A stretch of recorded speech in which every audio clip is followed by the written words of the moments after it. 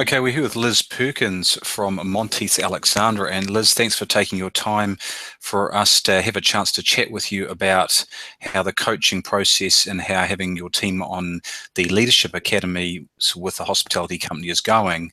How are things down there for you? Good. Things are very productive down here for us. It's great. Great, great. Keeping warm? Yeah, it's not too bad today actually. Sun's out, so that's all that matters. It can cope with the Fantastic. cold and I can see the sun. Okay, great. Well, look, a few questions that we've got for you. We just wanted to start with certainly some of the basics, which is, can you just give us a short intro to yourself and your business so people watching this online understand a bit more about what you do? So I've been in hospitality all of my adult life, so 19 years. I have a diploma in hospitality management, so I'm qualified. Also a chef by trade, and I've owned my business. This is the 12th year we've been in business. So for me, the learning stopped when I became an owner. It's a little bit about Okay. that so far. Okay. Thank you. So could you tell us about your initial work with the hospitality company and how you came about to becoming a client? Yeah, well, I'd been in business for 9 years, and I got to a point where I needed to either grow or sell it, and I didn't know how to do that. The business needed to grow, or I needed to sell it, and I don't know why, but it occurred to me that needed to start with me, and that I needed to grow if the business was going to. And so I was conscious of knowing that I didn't know. So I was attracted to a webinar that the hospitality company was holding, that you were hosting, James, on database management. And like so many other people, I had a whole lot of contact details for people, and I was doing nothing with them. So I had this really valuable asset that I had no idea what to do with. So I watched a free webinar that I think came through Hospitality in New Zealand, through one of their webinars, and I watched that, and I learned so much in that hour. It was the most I had learned in years. And at the end of it, you offered an hour's free coaching, and I thought, if this is what I can learn from a group webinar, what could I learn on my own? And so I took the offer up, and I learned so much in that first hour. And I don't know if I learned, looking back on it, I realised all of the things I didn't know anymore, or that I had no access to learning, and that I had stopped trying to learn. And that was the epiphany, I think, for me. And I just knew that to move forward, I had to give it a shot. And I do remember in the first few weeks coming to the conclusion that I was going to have to trust the system blindly for a while, trust the coaching process, and trust you, James. And I think if I hadn't made that mindset and opened myself up to the criticism and the process, I wouldn't have got nearly as much from it as I have. And I think that was really key, that knowing that I didn't know and being open to learning meant that the things that I got to learn from the hospitality company and from having you as a coach really stuck. It was tough, but Okay. really. Okay, fantastic.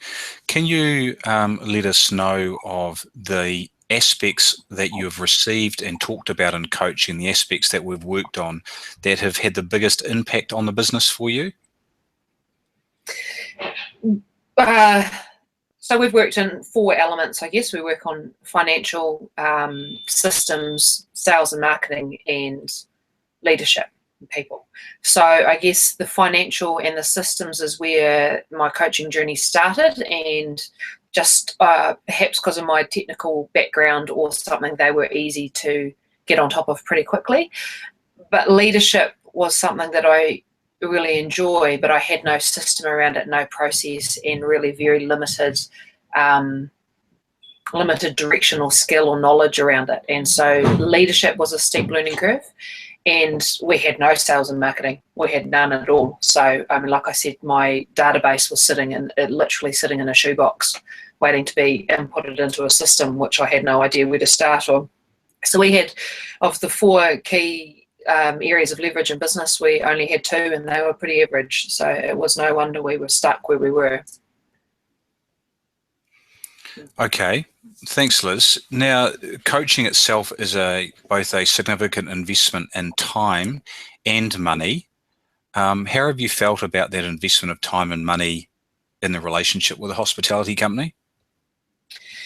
Probably for the first 3 months, I found it pretty overwhelming for both financially and, I mean, the financial investment, and you have to see it as an investment, is frightening because it takes a few months to start to see the results, although it's the client's, it's the person being coached dictates that speed. For us, it took a few months. And the time investment, it has been huge, absolutely huge. But I was already investing a lot of time in the business. I was just investing it in the wrong places. And so it wasn't that I worked any more hours. It was just I worked very differently. And so I think you have to go into coaching with your eyes wide open. You have to realize it's a financial investment. If I compare it to my formal qualifications, it's a pittance in comparison. And if I look at that from a time point of view instead of a financial point of view, it's the same. I studied full-time for 3 years and didn't get the amount of education I got within the first year of being coached. So trusting the system, getting your head around it, and realizing that when it gets tough, that you have to keep going because it's just part of the process.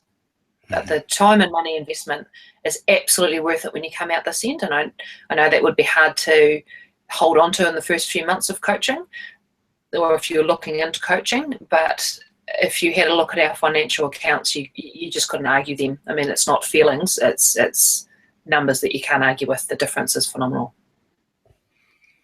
Great. Oh, that's excellent. Well, we're really happy about that for you too, obviously.